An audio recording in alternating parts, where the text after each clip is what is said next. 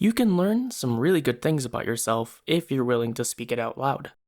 Once upon a time in Discord, a group of friends, me included, gathered and asked hypotheticals. One of these hypotheticals was, put simply, if your evil twin confronted you, how would you try and defeat them? My initial answer was to beat them psychologically, psych them out until I had the advantage. It is me, after all, so I should be able to know how to appeal to my own mentality, for good or for ill. Afterwards, though, my answer changed to breaking their kneecaps, because at this stage of my life, I am one bad landing away from missing an entire season of basketball. It actually changed again to me throwing my laptop in an effort to smack the literal devil out of my evil twin. Regardless, once the conversation died down and late evening settled in, I found myself wondering legitimately, what would I do if my evil me came to torment me? In spite of my 3 answers, I could not come up with a full solution. So I started thinking about it more, and my mind eventually remembered someone else who dealt with a similar problem. Well, 2 people really. First was Jesus Christ, who dealt with the devil tempting him on the mountain multiple times. The other, and the topic for this video, is Samurai Jack.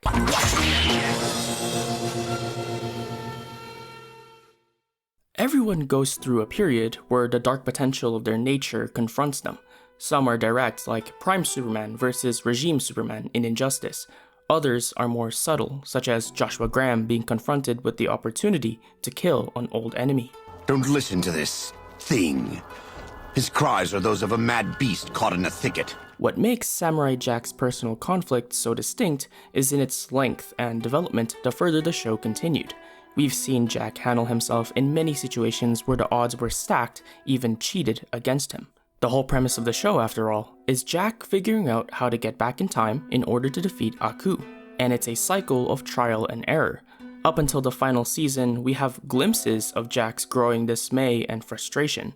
This is sprinkled in between all the episodes, allowing the audience to observe Jack's heroic actions first, before tackling the drama of his character arc.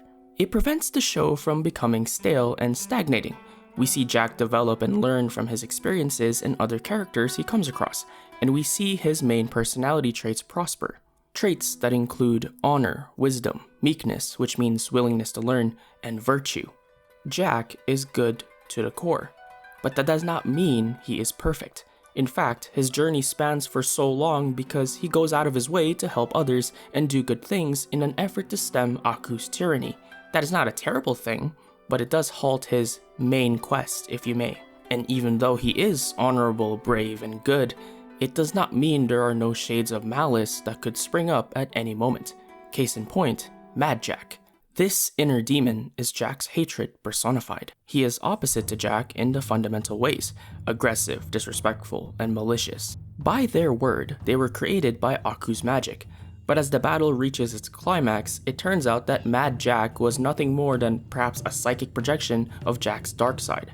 By choosing inner peace, Jack would vanquish his demon after coming to realize that he has the potential to become something so evil at a moment's notice. A foreshadow to the negative spirit that Aku cultivates in Jack as a result of his arduous and long journey back to the past. Who else wants some? This is the classic light versus dark problem, and the solution here comes from confronting the negatives produced by heroism in the face of great adversity, in the hopes of staying true to positive virtues that someone like Jack possesses. It's not about giving in to rage and malice, very important to a warrior hero like Samurai Jack. This was rather early, and Jack would go on to continue his journey. Then, Season 5. Gotta get back to the past. Samurai Jack. His journey has not progressed, and Jack has effectively become immortal. It's been decades, and the battle continues. Aku still seems untouchable, and Jack is tired. He's not necessarily in a vulnerable position, he's still more than capable of battling Aku's minions while quite literally naked. But Jack is in a tired position. He's worn, exhausted, disillusioned, and alone. Sometimes it's not because we are exposed morally that our biggest challenges appear to us. Jack here is just tired. You can see that in his everything. Posture, appearance, physicality. The samurai in shining robes is now a crude ronin. Nevertheless, he's not gonna stop until Aku has been vanquished. But persisting, perhaps throughout all these years, are his inner demons. Mad Jack may have been problematic, but now Jack's doubts and hopelessness have manifested. She's another innocent.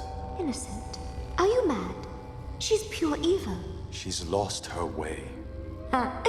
You'd know about that, wouldn't you? Time may have lost its effect on Jack physically, but it has done no favors to him mentally and emotionally. After everything he has been through, helping people, learning new tricks, and even encountering divine forces, Jack is still human, still susceptible to the same follies that others like him have followed to their error. With time both figuratively and literally not on his side, a spectre of Jack's past manifests, confronting him multiple times. Up to the final debate, the spectre is not inherently evil. They present valid claims about survival, loss, honor, and grief. First, the spectre wants Jack to simply pass to the next life, as honor and hope have seemingly vanished in Jack's never-ending crusade against Aku. Just nuts and bolts. Just nuts and bolts. Who cares anymore? There's no way home. There's nothing to fight for. There's no more honor. Then, the spectre questions his pacifism towards living beings. Bear in mind that up until Season 5, Jack has never taken a living creature's life with his sword, but has destroyed countless robots of Aku. We've never killed a human before, have we? Sure, mountains of robot corpses. Then, the spectre brings up Jack's habit of always going out of his way to intervene. Look, why do you always have to get involved? She chose her way, and now she has to live with the consequences. You'll never understand that it's all my fault. Although these moments are brought in from a cynical perspective, it nonetheless highlights Jack's ever-good nature. Hope and his holy sword may be gone, but Aku, the great evil, remains. Many characters may try to end his life, but Jack is not willing to end another's, which brings up the great debate of fate. Was everyone destined to act the way they did? Are they no more robotic than Aku's minions? That aside, Jack knows the value of life and is not willing to take it. Lastly, it is because Jack is so willing to be selfless that the world has effectively rallied around him against Aku. From these giant woolly creatures to the samurai, a wannabe samurai that Jack defeated in combat. Countless hosts of people have become inspired by Jack's heroism, but to Jack, he is anything but a hero at this point. He's lost and he's weary, and his spectre knows that. It is because of Jack's consistent heroism that time has taken its toll on him. Like Jack, the spectre is tired. Jack here is not fighting against an inner demon like Mad Jack. Rather, it's about which direction he's headed. Time is no longer a factor after all, and for a long time he's gone nowhere with his quest. At this point, what is he fighting for?